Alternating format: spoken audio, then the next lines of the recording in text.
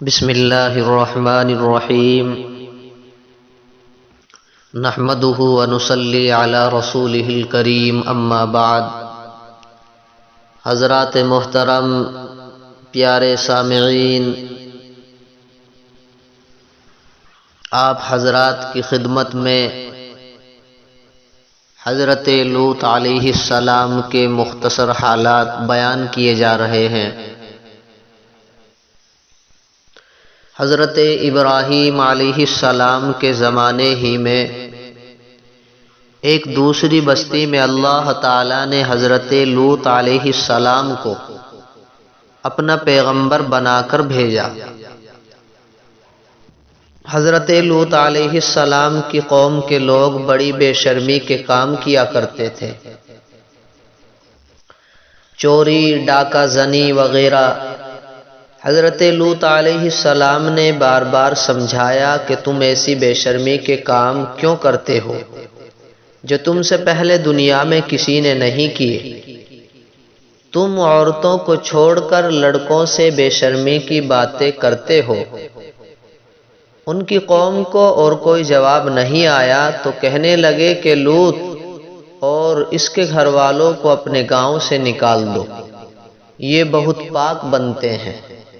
حضرت لوط علیہ السلام نے پھر سمجھایا کہ دیکھو، جو کچھ میں کہتا ہوں تمہاری ہی بھلائی کے لیے کہتا ہوں۔ میں تم سے یہ نہیں کہتا کہ جو کچھ میں تم کو نصیحت کرتا ہوں اس کے بدلے میں مجھ کو کوئی پیسہ یا مزدوری دو، بلکہ اس کا بدلہ تو مجھ کو اللہ تعالیٰ دیں گے۔ حضرت لوط علیہ السلام کی نصیحت کا ان پر کوئی اثر نہ ہوا اور کہنے لگے کہ جس عذاب سے تو ہم کو ڈراتا ہے، اگر تو سچا ہے تو ایک دن اس عذاب کو ہم پر لے آ۔ پھر کیا ہوا؟ آخر خدا کا غضب جوش میں آ گیا۔ اللہ نے فرشتوں کو خوبصورت لڑکوں کی شکل میں حضرت لوط علیہ السلام کے مکان پر بھیجا۔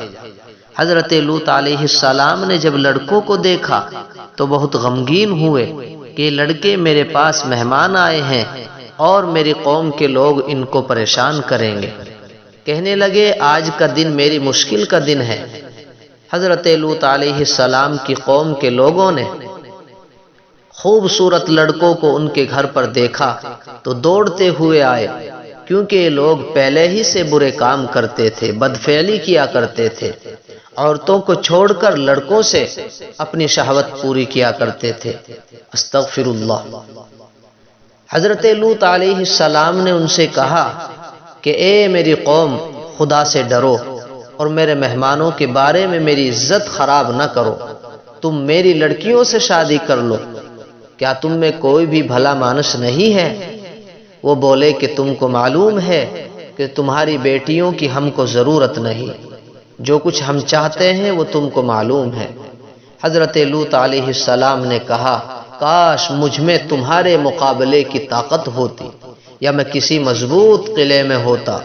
فرشتے جو خوبصورت لڑکوں کی شکل میں آئے تھے، انہوں نے حضرت لوط علیہ السلام کو اتنا غمگین دیکھا، اتنا پریشان دیکھا تو کہا اے لوط، ہم تمہارے رب کی طرف سے بھیجے ہوئے فرشتے ہیں، یہ لوگ آپ تک ہرگز نہیں پہنچ سکتے۔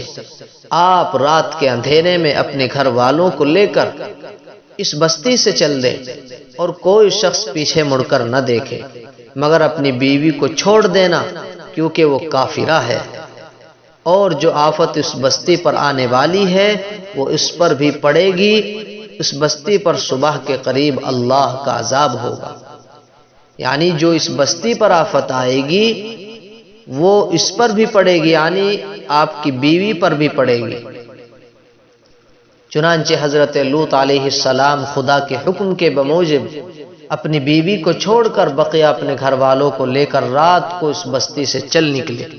صبح کے قریب اللہ تعالیٰ کا عذاب آیا اور اس بستی پر پتھر اور کنکریوں کی بارش شروع ہوئی۔